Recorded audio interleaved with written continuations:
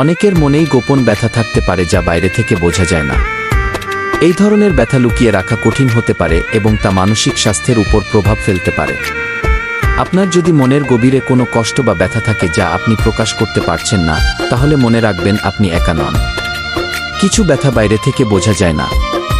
বুকের ভেতরটা পুড়ে ছাই হয়ে গেলেও মুখে হাসি লেগে থাকে। মনের ভেতরের গোপন কষ্টগুলো কাউকে বলা যায় না। সেগুলো নীরব কান্নায় রূপ নেয়। সবচেয়ে বেশি কষ্ট তখনই হয় যখন নিজের ব্যথাটা গোপন রাখতে হয়, হাসি মুখে সবার সাথে কথা বলতে হয়। এই গোপন ব্যথাগুলো আমায় রোজ একটু একটু করে মেরে ফেলছে। কেউ জানতেও পারছে না আমার মনের অবস্থা। ভিতরে জমে থাকা কষ্টগুলো পাহাড়ের মতো ভারী। মনে হয় যেন বুকের ওপর পাথর চাপা দেওয়া আছে।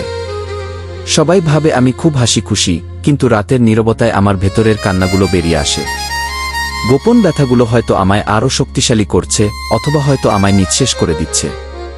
মনের মধ্যে হাজারো ঝড় বয়ে যায়, কিন্তু বাইরে সব শান্ত। এই নীরবতাটাই সবচেয়ে যন্ত্রণাদায়ক। কাউকে বলার মতো ভাষা নেই এই ব্যথার, তাই হয়তো মনের মধ্যেই পুষে রাখি।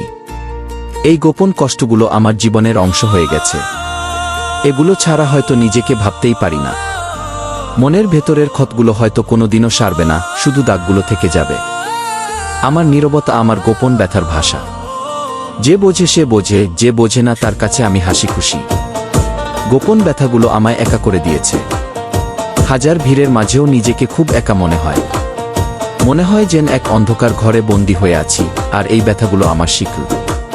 এই গোপন কষ্টগুলো হয়তো আমায় আরও পরিণত করেছে, অথবা হয়তো আমায় নষ্ট করে দিয়েছে। মনের মধ্যে জমে থাকা কষ্টগুলো যদি বলতে পারতাম, হয়তো আজ সবটা অন্যরকম হতো। গোপন ব্যথাগুলো আমার সবচেয়ে কাছের সঙ্গী। এগুলো ছাড়া হয়তো নিজেকে ভাবতে পারি না।